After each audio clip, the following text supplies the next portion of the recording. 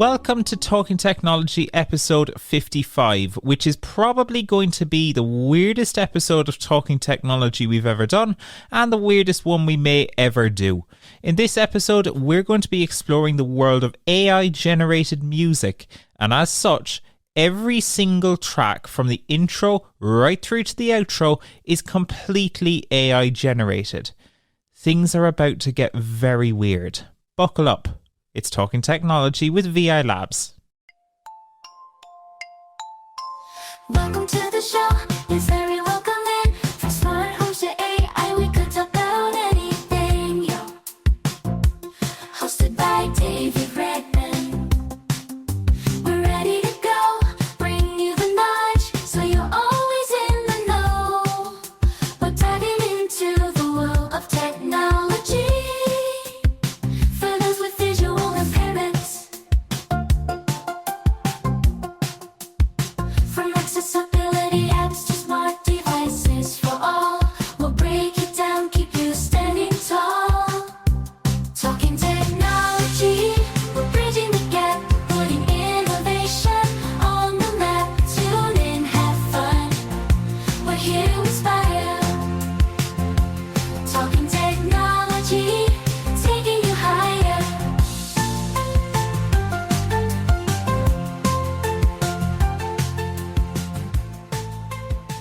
Hello and welcome in to Talking Technology episode 55. I must say, I really don't know what to think of that. That is probably one of the weirdest things I have ever heard. It feels like, I don't even know what that feels like, to be honest. It's almost unnatural, kind of also weirdly impressive.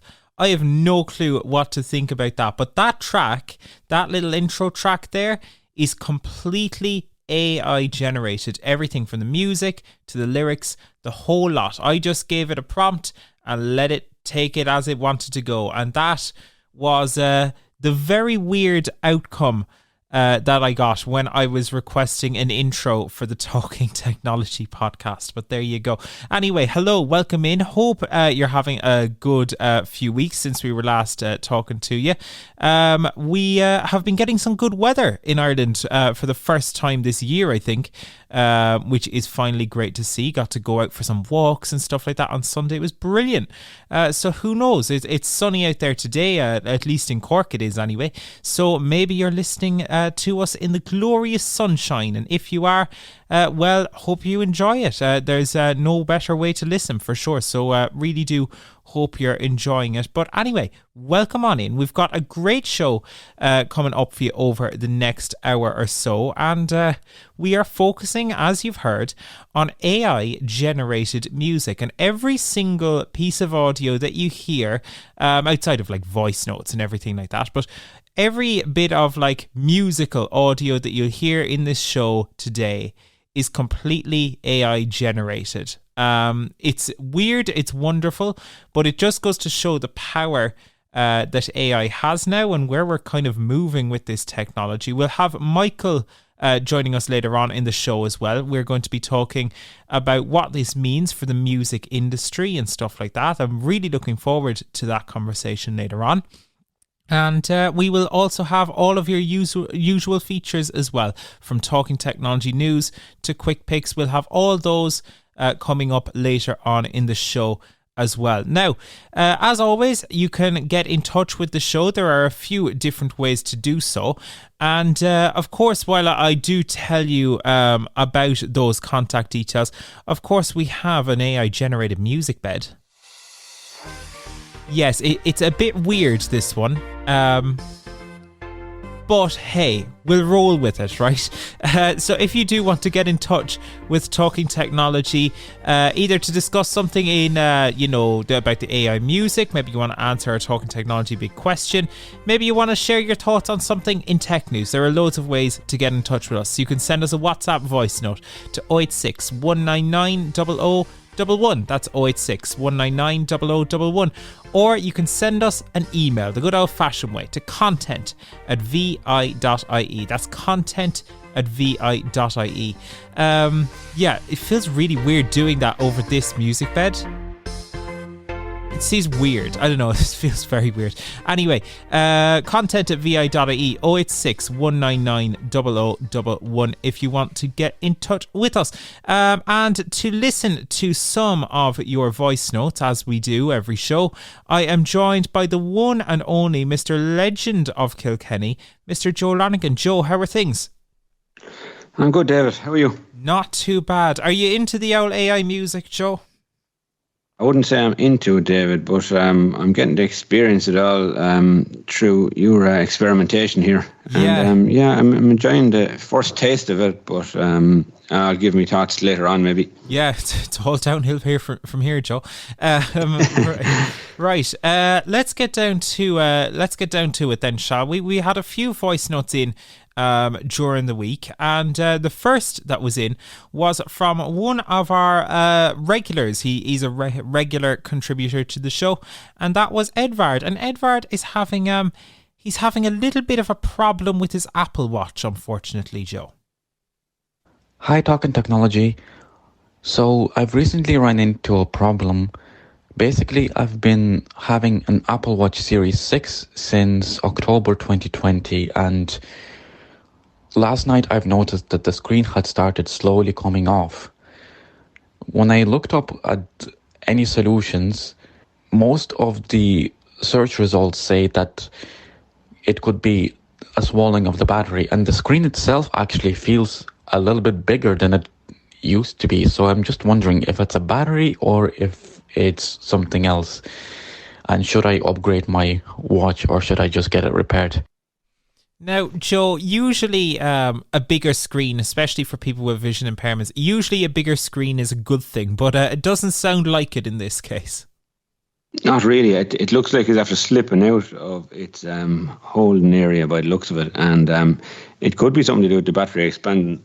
But personally, I think I'd bring it to an Apple repair agent, someone like iConnect, where I have a few of those around the country. I think Naas, there's a few in Dublin, one in Liffey Valley, Henry Street. There could be one in Cork, I'm not 100%, but there is, I think, yeah. There are definitely a few in Dublin anyway. So, and as far as I know, Edvard is in Dublin, but I think I'd bring it somewhere rather than fiddling around with myself or anything like that. And as regards getting a new watch, I think they'd be able to tell him in there if he needs a new watch or if it's repairable.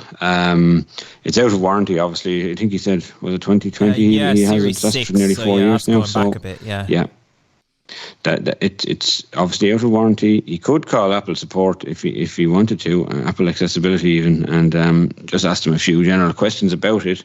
But I think it'll be dangerous to mess with it himself, and could be time for an upgrade, Edvard. 4 years with the Apple Watch 6, it's up to 9 now, and then you have an Ultra as well. But might be out of his price range, who knows? But you're up to Apple Watch 9 as far as I remember. So. It could be a case of maybe thinking about his next birthday or maybe Christmas and getting an upgrade, David. Yeah, it's one of these things. I actually had this happen to my old... I used to have years ago a trusty iPod Touch that I used to love. It was a grand little thing, the iPod Touch 5th generation. So this is going back quite a while now. But like what happened to Edvard's Apple Watch, or what seems to be happening to his Apple Watch here, the battery started to expand. You know, I had it for years, and the battery just started to expand out of the thing. And like that, the screen it almost just popped off. It wasn't a pretty sight, but I did have to upgrade to a slightly newer iPod Touch back then. It was I was disappointed to lose that iPod because it was a lovely blue colour and everything, Joe. Well, look, that's one thing, I suppose, the colour. But another thing with vision impaired people or blind people using devices, they like to stick with what they know, and maybe Edvard attached to this Apple Watch Series 6. And changing devices can be a daunting thing for some people as well. It could be a new learning curve they might be afraid of, or just there might be a certain way that it's laid out and they just like their old device. So it is an idea to bring it to a repair centre and see can you get it fixed. But I think as regards the screen lifting and the battery expanding, it might be, by the time he's paid for all that to get fixed, he might be you'd even get an Apple Watch SE for the same price. I'd nearly say, you know, Yeah. $240, $299, that kind of range. And look, I've had the same issues happens with older iPhones. I have an iPhone 8 and the battery didn't expand, but the batteries do wear out after 3-4 years, to be honest with you. They're not half as good. iPhone 8 here, I think I have it 5 years now, and I'm looking at it, and the battery only lasts, I'd say, half a day if I'm lucky. So I was constantly charging the thing. But luckily enough, I have an iPhone 14 there as well. But I'm just saying, these older devices, batteries are the first thing to go in them. Yeah, unfortunately so. Well, look, Edvard, best of luck with the Apple Watch. Hopefully you do get, some way sorted anyway. It's a bit of a dose, as Joe said, kind of having to go with, newer devices and stuff like that. But hopefully you do get sorted. Someone else who was onto us during the week was Jody. And Jody was getting in touch because he was sharing his views on AI generated music, and would he be willing to listen to it? And he's kind of skeptical about this whole world of AI music. I would be very curious about AI music. I would definitely be willing to listen. I would have low expectations, however. With my use of AI in a wider context, I think the quality there is inconsistent. So when it comes to music, I would have my reservations about how much sense the lyrics would make and how quality the beats would be. But I would certainly give it a listen out of curiosity, if nothing else. Again, a fair point there, Joe, isn't it? I mean, can you get the same quality of music? Like, we did all of the stuff for this show with a tool called Suno. And they claim to be able to generate what they call radio quality music. I don't think I would probably agree with that, but it's not a million miles away either, Joe, is it? Well, it mightn't be far away, but I can imagine AI, it copies things from the past. So I'm sure Ed Sheeran has had his issues with copyright issues. So I'd say this AI stuff might have its issues going forward. But some of the stuff might end up being, sound the samey, if you know what I mean.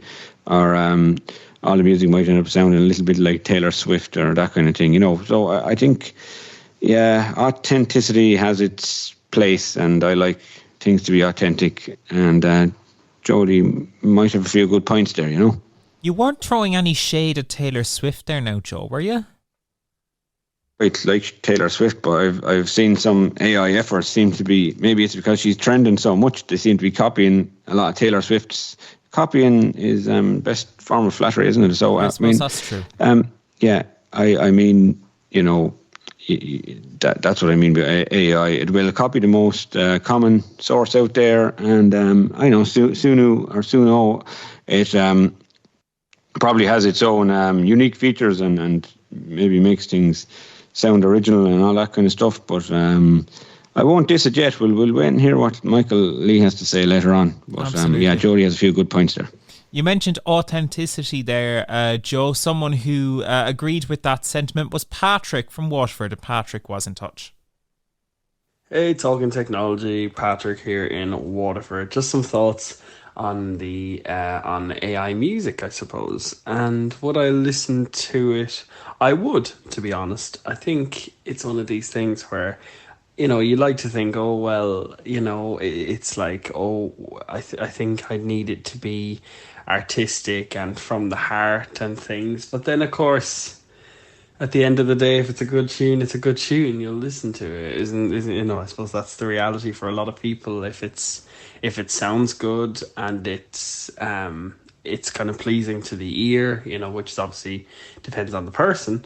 But I think people will listen to any kind of music as long as it's good. It's quite simple as that, really. If it's well produced, then they'll listen to it. And speaking of which, I listened to the AI album on your YouTube channel there, and I really liked it. It was very realistic, to be fair. And I did feel that, particularly, I was a fan of the Charity Shop song, I must say. I don't know, there was just something about it. that I really liked. I'm quite a fan of Old Jack and Mr. Mac as well. To be fair, they do it for me as well. And I can't not acknowledge the opera singing. The opera guide dog, I should say. Fantastic stuff altogether. So if that's an example of the AI music to come, then I'll definitely be listening. And there you go. Joe, Patrick there mentioning a few tracks from our VI Labs AI album. We published that as part of the 200th edition of our Tech on Tap newsletter last week. But a few interesting songs in there, and we'll listen to some of them in just a bit as well with Michael. But would you be agreeing with Patrick's kind of overall sentiment on it? Well, Patrick seemed to really enjoy it there. Then thanks, Patrick, for listening to our YouTube channel, first of all. Patrick, I think he needs to get out more, though. If he's enjoying that AI music so much, I think there's some better stuff out there. But he gave a spoiler there for later on for the Vision Ireland charity shops. But no, Patrick, you sounded like you really enjoyed that. The opera one, very funny. So, but no, I do agree with everything Patrick said. I'm only joking there, but I do agree with everything Patrick said. And and a good tune is a good tune at the end of the day. And for years, people have been using computers to make dance beats and dance tunes. So, what's the difference? You know what I mean? Sometimes that's when true. You think about it, if there's not a story, behind it, and it's just a good beat or a good tune, so what? You can go to the gym, you can work out to it, you can dance to it, you can do whatever you like. And if you like it, and nobody has told you it's AI, who cares? You know what I mean? It's an interesting point because increasingly, what I'd call storied songs are becoming less and less common now. It's more kind of, for want of, and this isn't me being cynical, but there's a lot of, say, generic pop kind of tracks out there now. And sometimes you'd wonder how artificial some of that stuff is. So is this just the next leap up to getting to personalized music, if you will? Well, it probably is, but I think for years, I know X Factor has kind of gone out the window now, but for years X Factor were using very just short of AI microphones to make the contestants sound a bit better and more balanced. And I'm not sure there's a word on that. I can't remember what it is now. Auto-tune, The auto-tune, there you are, the auto-tune. So isn't that a form of AI when you think about it? I suppose it is. And some of these tracks, they do sound like they have a handy dose of some kind of auto-tune to them for sure.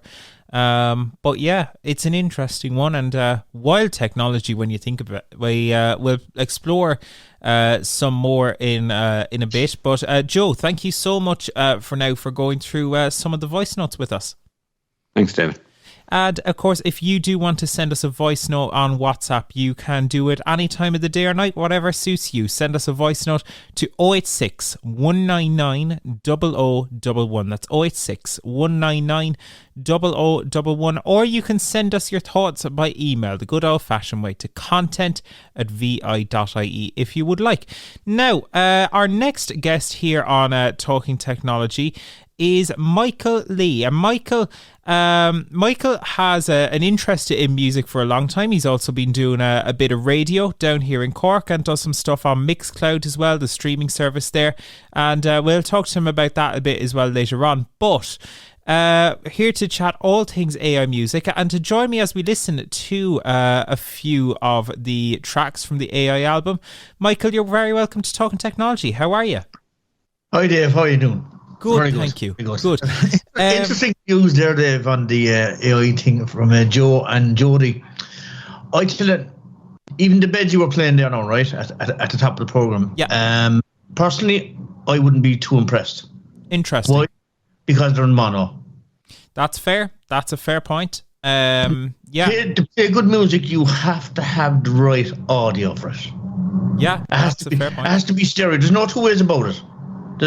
Because nothing that drives me mad more, especially on community radio stations when they're online, they're not in digital because they're in boring, as I call it, boring piratical mono. Sure. Yeah. I mean, to get a proper enhancement of the sound, it has to be in stereo. Do you know? you think that, like, so we've heard kind of, and I know you've heard one or two of the tracks from the AI album, and we'll play a few in a second, but do you think, like, that AI some stage could get to a point where it's actually at a point where it is in stereo and it is kind of listenable to that degree? Or do you think it's always going to be playing catch up to actual humans, or kind of, how are you feeling about it now? Well, I tell you one thing: it's going to do detrimental damage to musicians, to both artists and groups.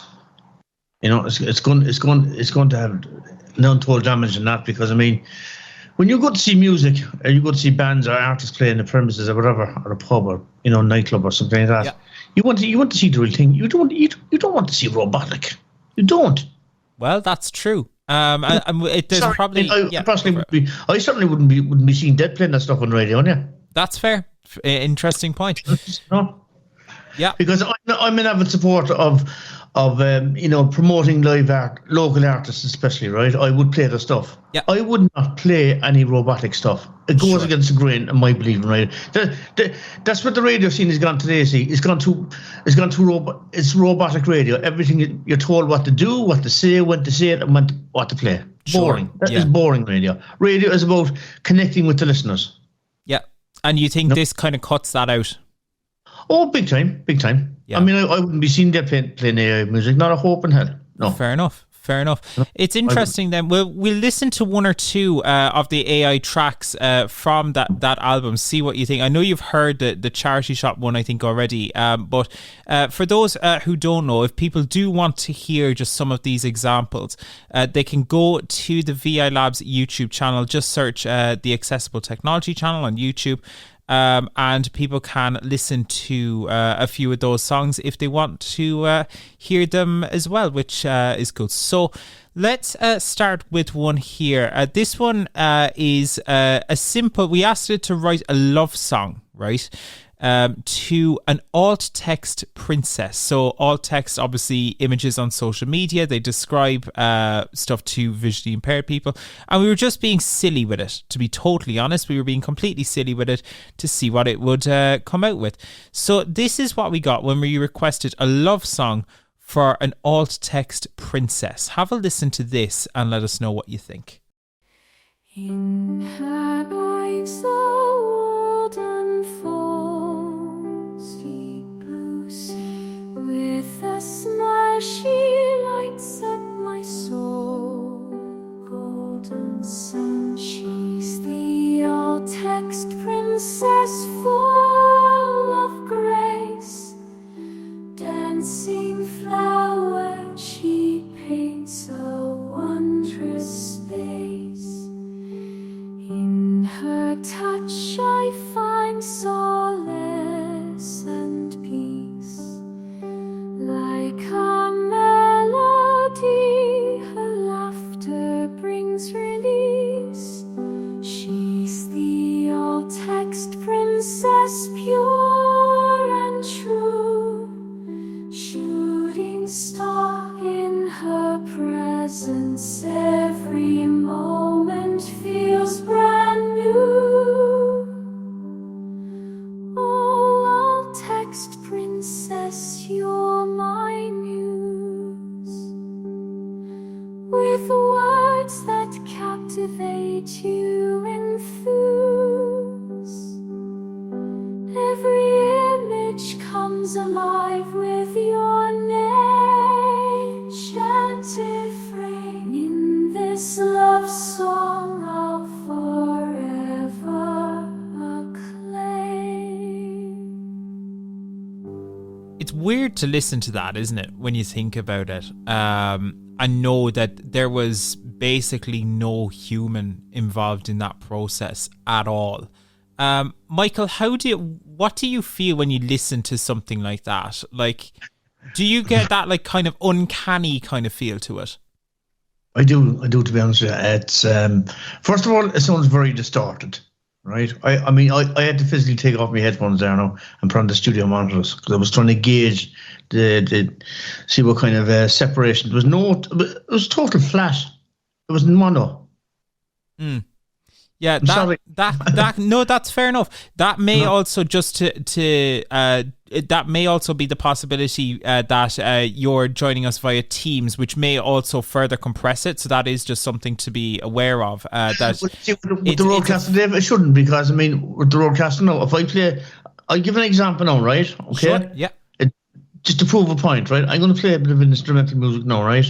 And I guarantee you should hear this in stereo, because I can hear it in stereo. All right? Sure. Just give me 1 minute and I'll do this, right? Yeah.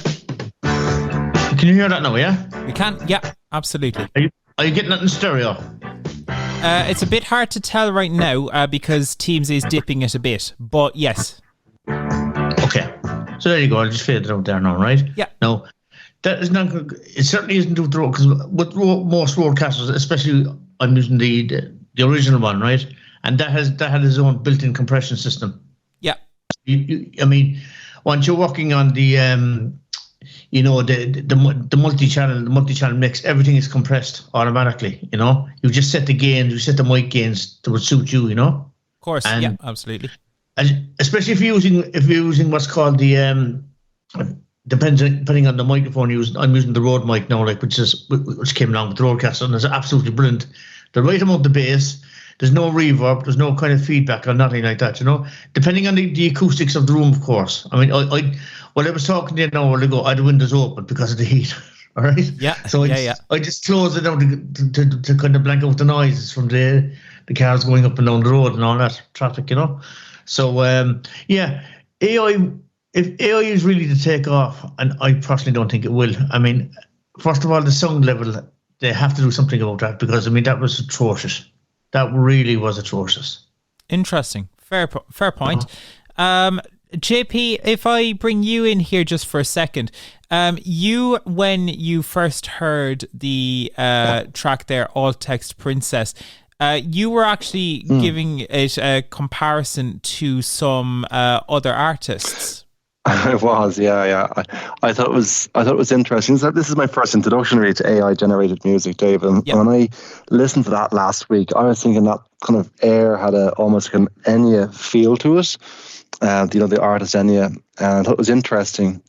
I mean, yeah, it does sound, and I agree with Michael. It is certainly it's synthetic. It's not what you'd expect to hear, from the actual artist, but it is impressive. And for example, had you not told me it was AI generated, I might not have picked it up, if I'm honest. Yeah. So it's interesting. It's very interesting. Because one of the things that I noticed with Suno when we were doing the generation of the music for the newsletter and for this podcast is that it's actually very, excuse me, it is very strict to try and prevent you from creating music that sounds like other artists. And I ran into this with a really interesting example. So I was generating music that sounded or that referenced the Alexa smart speaker. And it would not generate it simply because, yes, while Alexa is a smart speaker, Alexa is also the name of an artist that happened to win the American Song Contest in 2022, I believe, with their song Wonderland. And it was interesting because the tool wasn't sure if I was referring to Alexa the smart speaker or Alexa the artist, it refused outright to generate anything. Do you think, and I'll come to Michael with the same question in a second, do you think that provides some protection to artists, or do you think it's still a very messy and grey area? Yeah, I think it's good that there is that protection there in place. I came across an article that was recently published in Time magazine, which had some really interesting I suppose like feedback and findings around this area, around kind of mimicking kind of voices of famous artists that we'd know well. And this article was all around AI's influence on music and how it can raise some difficult questions, like one of which, of course, you've just mentioned there. It starts with an interesting story, which is about a popular singer-songwriter, Justin Bieber in the States, and also a rapper called Bad Bunny. Now, I've never heard of this rapper Bad Bunny, but apparently he's big. He's from Puerto Rico. Fair enough. So an anonymous artist who called him or herself Flow GPT, Sure, it's a homage to ChatGPT. They created an AI song, and it was claimed to be from a duet from Bad Bunny and Justin Bieber. And this sounded exactly like those two voices you'd expect to listen to. And it's been out on TikTok, and it got millions of likes, listened to it like millions of times. And suddenly it was discovered, hold on, these artists didn't actually produce this. It was simply mimicking their voices. It was taken down then straight away on TikTok. But the interesting term for this was dubbed an unauthorized vocal deepfake. That was the term they used it. I mean, it's a fair term. Yeah, sorry, David, go ahead. It's a fair term, isn't it, when you think about it? Like, it is a deep fake. Yeah. It is. Essentially, it is. And I suppose from the artist's point of view, if it was someone like Justin Bieber and say, hold on, this is not my voice here, and could go anywhere with this, there's concerns there.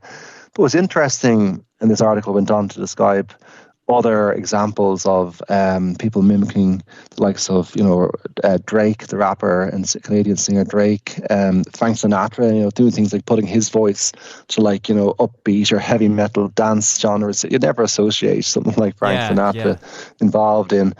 Another interesting one was the French singer Edith Piaf, who's long passed now. There's a new movie coming out about her, a biopic, and they've more or less made this movie using AI generated impressions or reassembled voices from previous recordings she had made.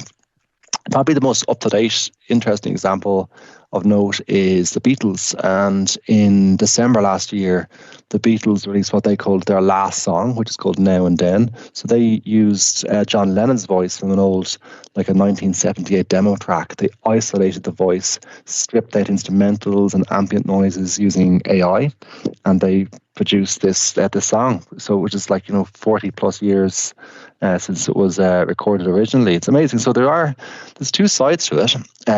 I can see advantages. There's obviously concerns when it comes to mimicking the voice of artists, particularly as well when you consider that this music is currently copyright free. No one technically owns it, an AI generated piece of music.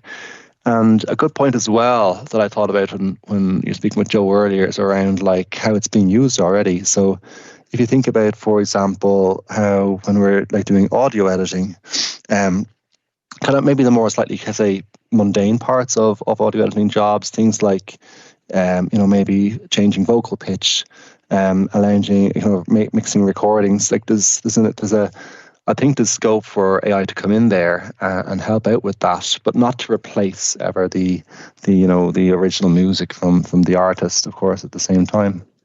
It's interesting because we've seen it in recent years as well. If you look at big artists like ABBA as well, they've done with the those avatars, those kind of animated avatars with the Voyage tour in I believe that's in London, and it just kind of goes to show that yes, some artists are using AI to their advantage, but it's also leading to theft from artists in a way as well, isn't it?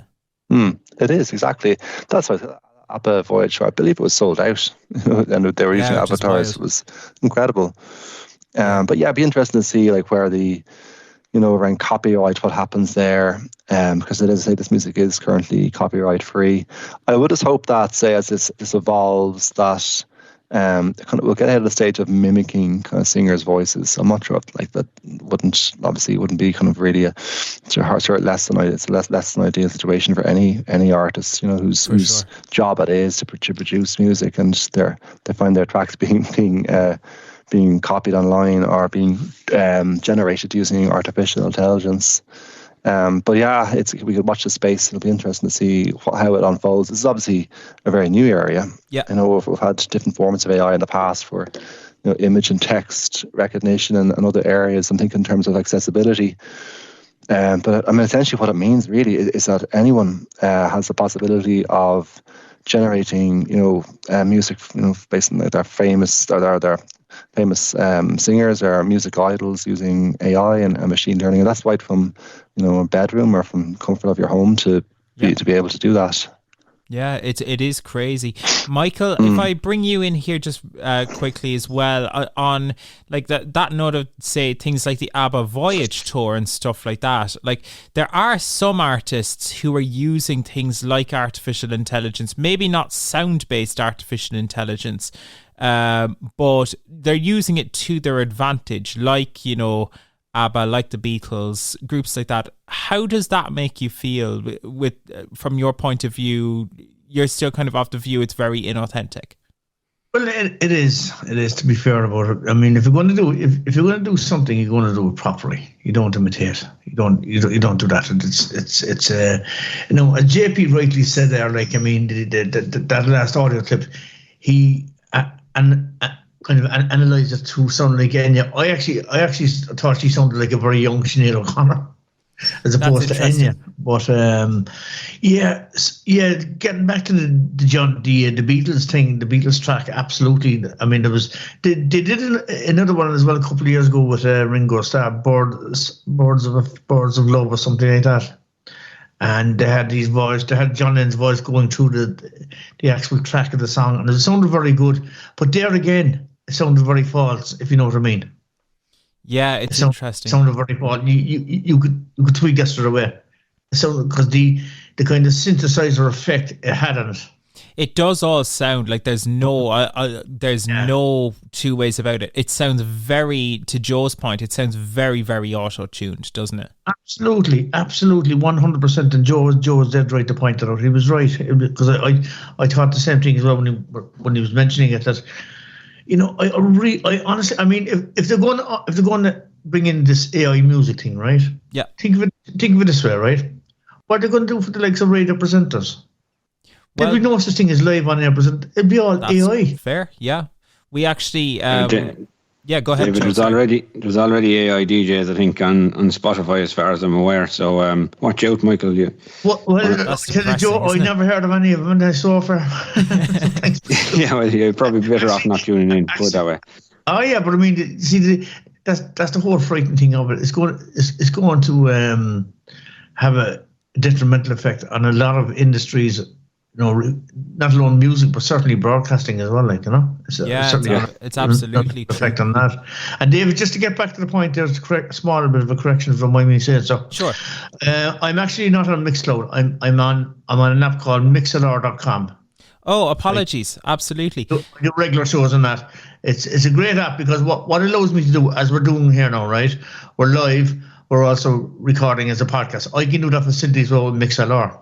I can do a live show, but it's also, once I finish my show, then I can put it up on the app and send it to Twitter or Facebook or places like that, like, you know. Fantastic. Do you want to, on that note, do you want to plug the different stuff, how people can listen? Because you do some radio as well as Mixlr. You do a few different places, don't you? No, COHFM normally is my main thing. That's what kind of got me back into the groove, so to speak. No pun intended, obviously, but that's what got me back into it after a bit of a hiatus of almost 30 years off the air. So I got back into that almost 10 years ago now. And the bug never leaves. Listen, once you have the bug, you never get rid of it. Absolutely. Never get rid of it. You know, it's great. And it's like falling off a bike, you get back up on it again. Same thing, you know. But the thing about what I do, you see, what I try to do on CUHFM is I play the music that people want to hear, not what's been rammed not over. the AI stuff. Yeah. Absolutely, right. That won't even come into it. But I play the kind of, you know, the songs, the music that people want to hear, something 60s, 70s, 80s, 90s, some of today's stuff, but the more radio friendly. I don't go for the rap stuff. That's because fair. I mean that wouldn't be conducive for hospital radio, but I wouldn't even touch it any. But you know, I go for the kind of lyricky type of songs. You know what I mean? There's a good story to them or something like that. But you would get the odd occasion that there would be. I would venture into the chart stuff if there's a request, I would say, for any young people tuning in, visiting somebody in the hospital or something like that. Yeah. And bearing in mind, we're actually online as well, so which is great because, I mean, it enhances our audience even more on internet radio and TuneIn Radio app, and run a lot of apps on the digital radio platform as well. Regarding Mixlr.com, simple way to do it, you can download the app free of charge, Google Play Store, Apple App Store. We're on your smart TVs, computers, laptops, iPhones, Apple devices, Android devices, conventional smart speakers, not Alexa, Not as yet. Fair enough. That's interesting. Well, let's see. I'm not 24 hours. I just do a 3-hour show and that's it. I mean, And that you works, Pay, you know? pay so much a year from the app. You can go on, I can actually do a show 3 hours a day, 7 days a week. Happy days. Don't do it. I mean, because I'm off this week now, I actually did, what did I do? I did 3 shows now this week, Saturday, Sunday, and Monday, and I probably do another one now later on. But normally, I would normally do just the weekends on MixLR because I have 2 days during the week on CUHFM, and I've my pay job then taking up the other few days, you know. A busy man. Yeah, I keep myself busy, and what I do basically, Dave, is I invite people to text me in their favourite songs, their song selections, and I feature kind of a 2-from-1 artist, and I also kind of would promote a lot of local Irish artists as well. So if they have any music they want to. They want to promote themselves, I give them the opportunity to send me in the links on MP3 format, and I put them out on air and maybe have a bit of a chat live on air with them as well, like, you know. Fantastic. Or in CHFM's case, so I get them in the studio for chat and we play the music as well, that kind of stuff, you know. Brilliant. Well, Michael, listen, thank you so much for joining us on Talking Technology today. I this AI music thing, I don't think you're going to be a super fan anytime soon. Well, see, unfortunately, I can't really commit myself to it because I mean, the sound quality certainly has to be of radio standard, and yeah, fair enough. Because I mean, it sounds very distorted. It sounds very, it's really not appealing. I mean, if they're really going to promote it properly, they have to do something about the audio techniques to it. Sure. Yeah. It's a fair point. If it point. does take off, well and good, but I'm not really impressed with it at the moment. No, it's probably only in its early stages at the moment. But I mean, I do genuinely feel it will do untold damage to genuine musicians out there, like, you know. Yeah. And it's not just musicians either. The AI is definitely, it's got a lot of accessibility benefits, and we cover those too. But it's a really interesting area. But for now, Michael, we'll move on for now. But thank you so much for joining us. And who knows, we might have you on Talking Technology again sometime. Okay, Dave. Thanks, man. Thank you very much indeed. Thank you very much. And if you do want to join the conversation, what side are you on? Maybe you find the AI music to be a little bit listenable, or maybe you're firmly on Michael's side that no, it's distorted, it doesn't sound great. Please do let us know. Send us a WhatsApp voice note 086 199 0011, or you can send us an email to content@vi.ie. That's content@vi.ie. Now, given the theme for all of the AI music and stuff like that, we decided to also explore, while we were doing it, some AI voices. And it just so happened that our legendary newsreader, Mr. Daniel Dunn, is not around this week. He is doing some other stuff. So we decided to take a bit of a risk, and we decided to go down the road of getting AI to not only do the intro, but also to read our news. Michael, I'm sure, is raging right now because he's like, it's taking, the music industry. This is to Michael's point, though. It's a very valid point that it does definitely have many impacts in broadcasting, and even one of our Talking Technology news stories covers that. But anyway, let's get down to it. It's Talking Technology news time. From the latest gadgets to the software that's new, stay tuned for updates. We've got all the views. Talking Technology news. We're breaking through. With your latest Talking Technology news, I'm not Daniel.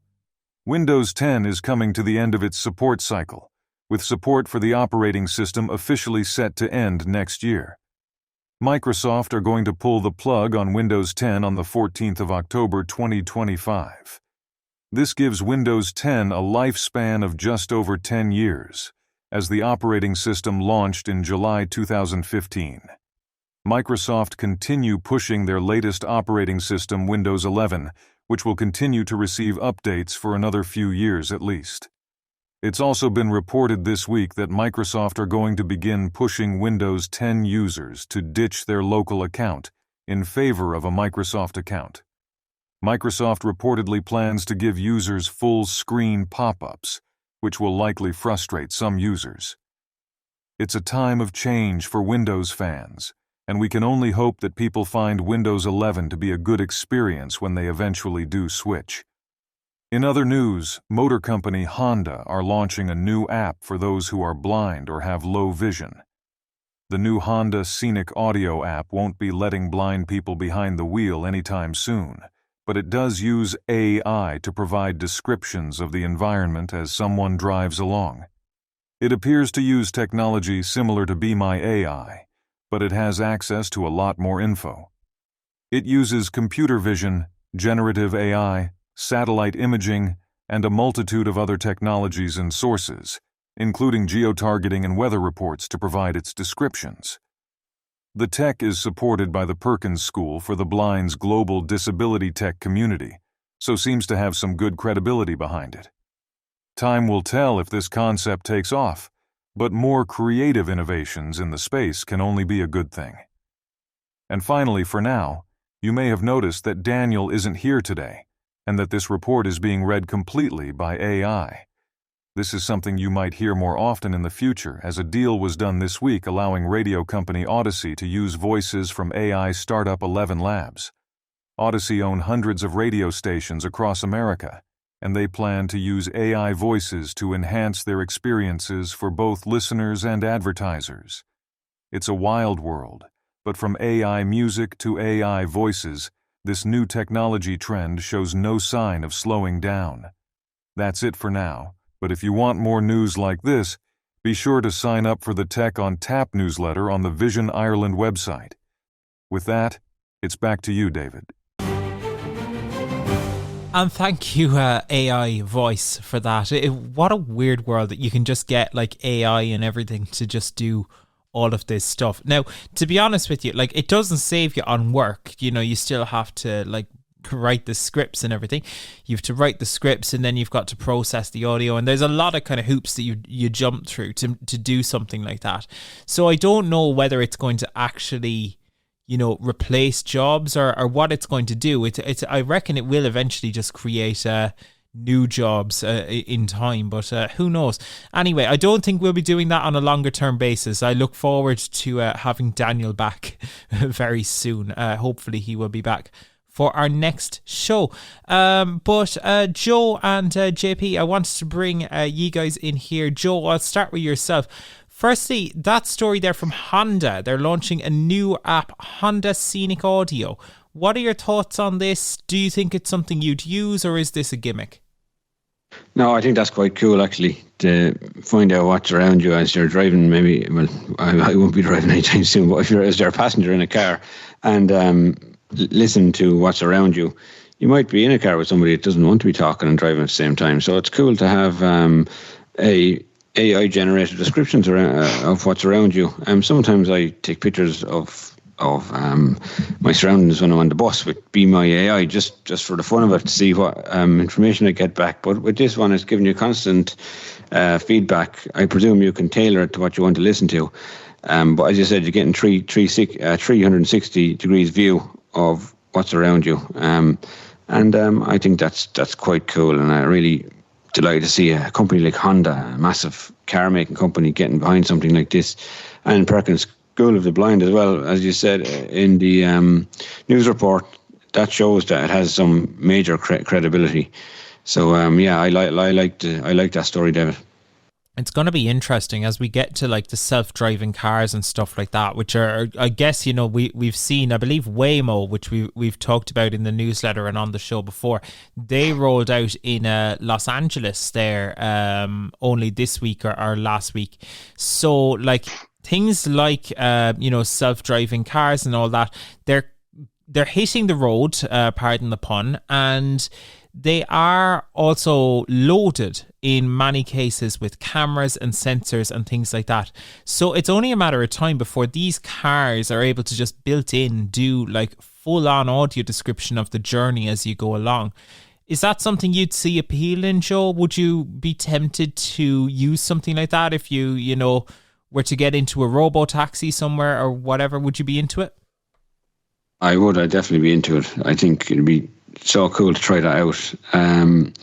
Look, after a while, the novelty would wear off and you'd probably decide to turn it off. Do you know what I mean? But as I said, you could probably tailor it to what you want to use it for, you know? So I think I definitely would be into it. And I know, look, Ireland, the road network and stuff, some of it can be behind the times. And I think you got a statement from the National Transport Agency to say that self-driving cars and things like Waymo will be a long, long way down the line for this country. But maybe we'll get to LA sometime and try out Waymo. And I'd love to give it a go, David.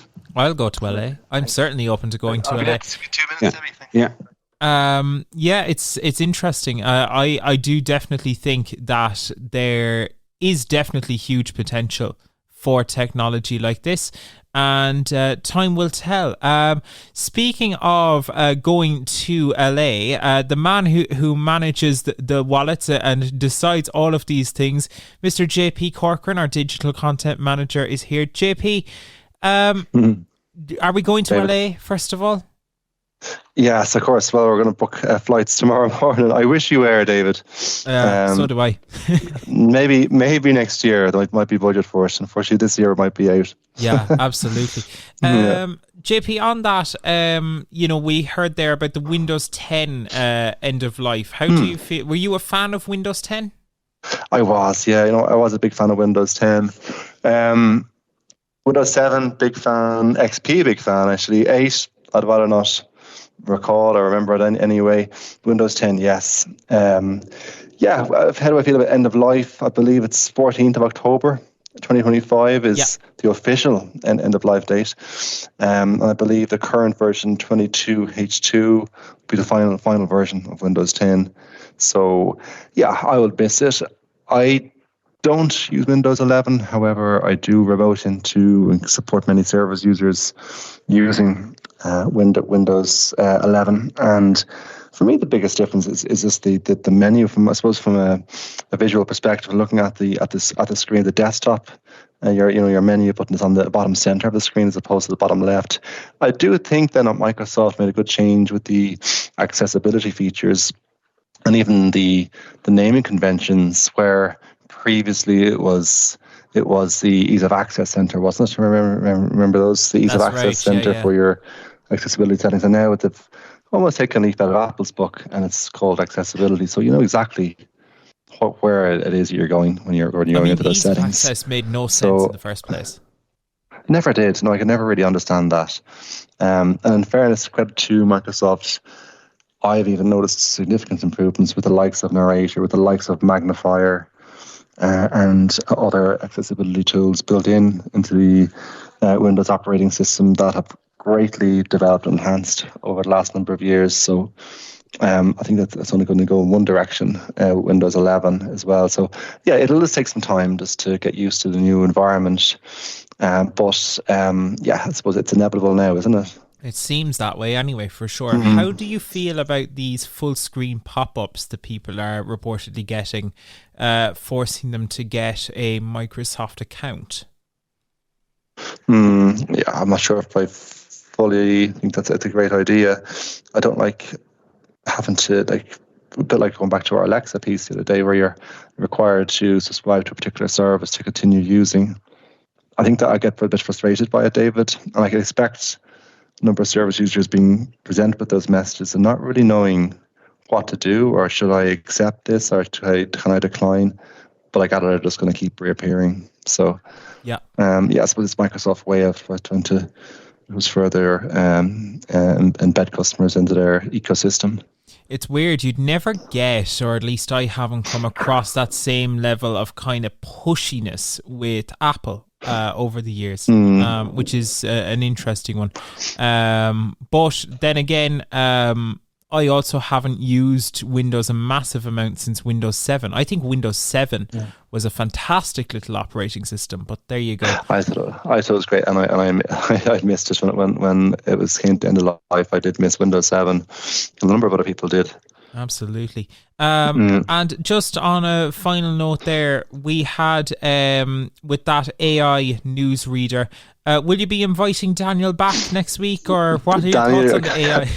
As much as I love the AI generated piece, and I greatly enjoyed listening to the voice, I welcome Daniel back, but our arms open for the next podcast, David. Please come back, sure. Daniel. Yeah. Please come back. But yeah, and now we did also, separate to Talking Technology News, we did have Edvard got in touch with us during the show. He's listening live, and he gave us an update on the drama that is the Apple Watch 6 chaos. Do you have that there, JP? I do indeed. So yeah, Edward is using the Apple Watch 9 now. So he sent a message back in during the podcast today. He goes, "Hi guys, I'm actually listening live right now. Thanks for the information. I have upgraded to Apple Watch 9 and it is very good, especially the new accessibility feature, double tapping with your 2 fingers to perform a quick action. For example, if I receive a call, I can double tap my index and thumb together twice to answer it. That's neat." Really and so thanks for coming back, Edward.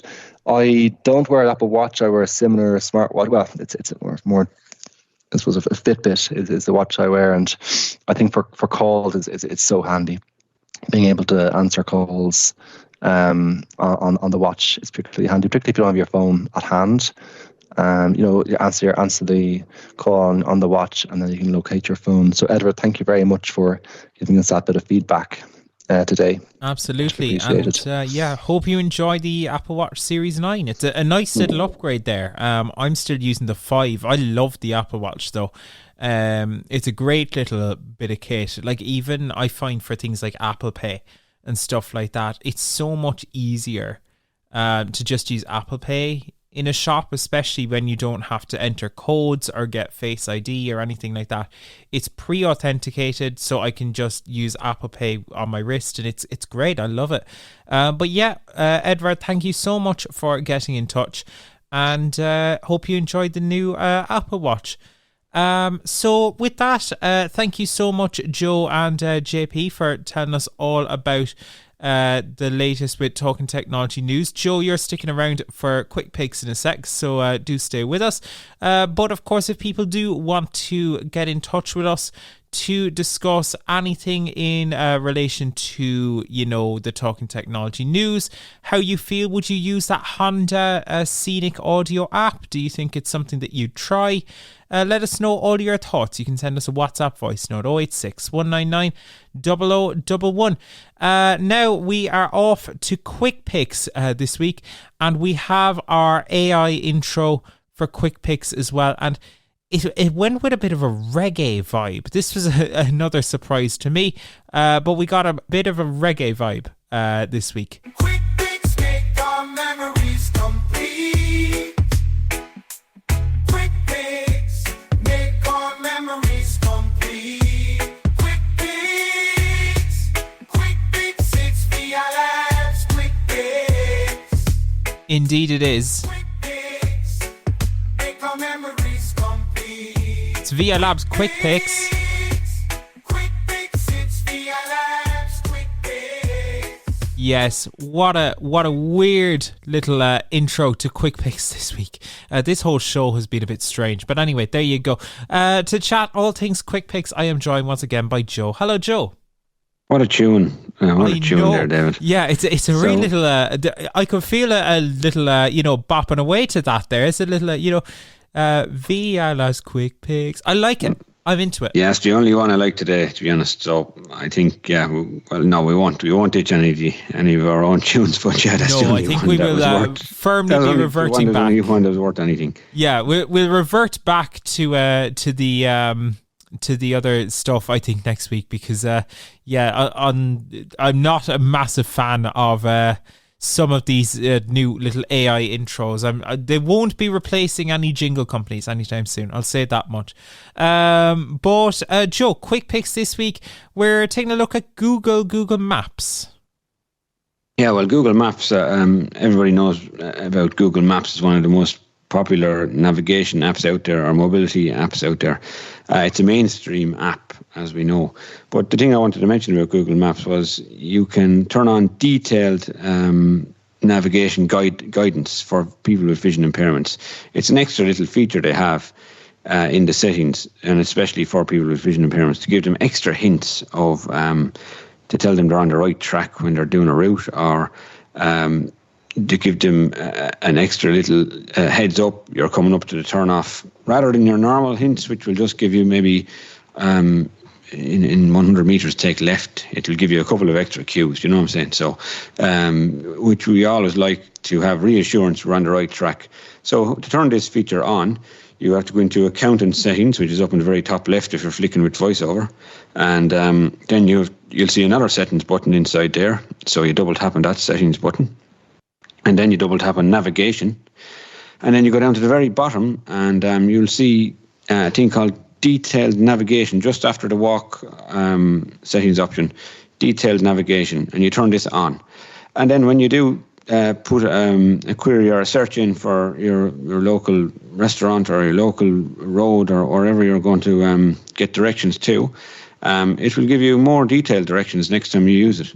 And you can also turn on a walk live options, which you can hold your phone up and point at buildings, and it'll give you back some information. But I found that that's a bit iffy, so I've just stuck with the detailed navigation options and the detailed navigation instructions. I think that's very good, David. Absolutely. And can you use like something like that, to the extent that you could use something like Soundscape? Would it give you that much detail?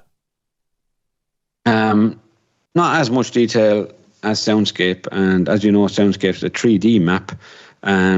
People might be aware that Vision Ireland have taken over one of the people there's a few makers of Soundscape, but we're one of the people that have developed Soundscape now since Microsoft ended its agreement a couple of years ago. And Soundscape gives you information in a 3D map in your ear. So basically, I find it a great points of interest finder when I'm walking along. So I put my AirPods Pro in my ears. Then when I pass by something on my left, it will say AIB Bank, and passing by something on the right, it might say Le Coco's restaurant or something, Yep. But at least I know what's on my left and what's on my right as I pass. It's not just giving me this general rough information as I pass by that sighted people might need, but at least I know on my left I have one random place, and on the right I'll have another place. So I'll know where these places are in a 3D map in my head, if you know what I mean. Yeah, for sure. Yeah, it's interesting. And people can, of course, get the Soundscape Community app just by searching for Soundscape Community on the App Store. And the Google Maps app, same story. Just search Google Maps. And it is good to have more options, isn't it? It's an extra tool for the toolbox at the end of the day, Joe. And that's always of help, because you never know when you're going to need or want to use one of these tools. And it's good to have them when you do need them. Exactly. And the extra detailed voice guidance is not a new feature. It's out a couple of years, but it hasn't been spoke about a lot, and a lot of people wouldn't know it's there. It's almost hidden away inside in the app. But it's really good to turn it on, especially if you have a vision impairment. I think them extra hints really help me if I'm lost. For example, if I want to find a new place, a new clothes shop, or new shoe shop that I want to get to, and I haven't been there before. It's just great to have those extra walking directions. And as I said, it's an extra tool in the toolbox. And Apple Maps is another great one that I use occasionally as well. I find it gives very good directions, and I can use Siri to just ask for directions, and it'll appear on my screen. Or I can ask Siri for my location, and it'll appear on my screen, and I can share my location with my friends and things like that. So there is lots of tools out there. And if you want some help with them, don't be afraid to ask us. And you can send an email to labs@vi.ie, and we'll get in touch and give you more information on any of those apps we speak about here. Absolutely. And the other interesting quick pick that we have this week, Joe, is Access AI from Aira. We had Aira on the show last time, but at that stage I hadn't got to use their feature. But I got to use it over the weekend, and it's really interesting. It's basically Be My AI, just with the added ability to get verification from a human. And I've got thoughts on it. I think it's really cool to have it as an option. But now that I've used it, Joe, I honestly don't know how often I'd need to use it, simply because the AI is really good. And that's going across Be My AI as well. The AI is really good, and I don't know how much I'd need the human verification part. It's brilliant to have it. But it's so interesting to see that I don't know how badly I need it. And would I be willing to pay for it? I don't know. Yeah, and they obviously haven't started charging for it yet, David, but do you envisage that they'll charge for this feature? I reckon, like they said on the podcast that they wouldn't, and that they'd, try and get corporate partnerships to do it and stuff like that. I think time will tell, at the end of the day, they have to fund it somehow. It's not going to be free for them to operate. They've got to pay the bill for the AI tools that they're using. They have to pay interpreters, the visual interpreters, they call them, to like double check the images and stuff like that. Paying people, it's not free. Operating this AI tool is not going to be free, and it's not even going to be cheap either. And Aira isn't a charity, so they're going to have to work out a business model for it eventually, whether that's, a user paying or whether it's a company paying. I think time will tell. But at the end of the day, I do think someone's going to have to pay for it, for sure.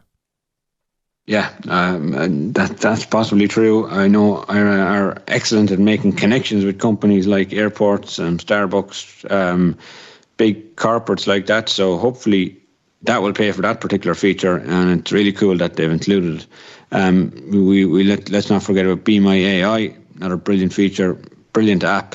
We've had them on the show before, and for anybody who doesn't know, these apps, you take a picture of something, and then it comes back with a really detailed description of that picture, whether it's a food product or a scene from outdoors, or a picture of a letter that you might take, or a picture of an Excel spreadsheet or something. It will explain it in details, like as if you're a 5-year-old. It'll explain it in those really detailed descriptions that is very understandable. I think they're great, David, and hopefully they're here to stay. Absolutely. I'll agree with you there for sure, Joe. Well, Joe, thank you so much for joining us on for I think you've been in nearly every segment this week, Joe, for the voice notes, for the chat with Michael earlier on. Thank you for the news, for quick picks, everything. Thank you so much. Thanks as well to JP. Thanks to Michael as well for joining us earlier on in the show. And for now, that is it. We'll be back in 2 weeks' time for another episode of Talking Technology. Do stick around. We've got one last AI outro, and then we will be finally back on solid ground with our regular production elements. I look forward to that in the next show, thankfully. But for now, thank you so much for listening. We'll be back in 2 weeks' time. If you do want to get in touch with the show, send us a WhatsApp voice note 086 199 0011, or send us an email to content@vi.ie. But for now, that's our lot. Thank you for listening, and we'll see you next time. Appreciate the ears, feel the love in the air. Thanks for tuning in, it's our way to share. Talking technology, we've had so much fun. Hope you've enjoyed it till the next one's begun. From gadgets to gizmos, all the latest trends. We've explored the tech world, made so many friends. Your support means the world, we're on cloud 9. Grateful for your time, it's so divine.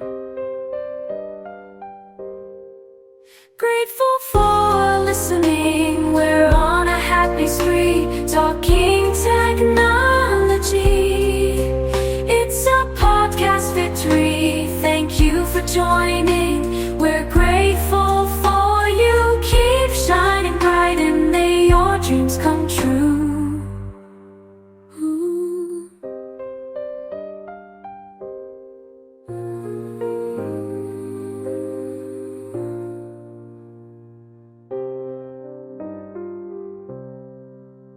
Talking Technology is sponsored by IA Labs, the market leader in digital accessibility services.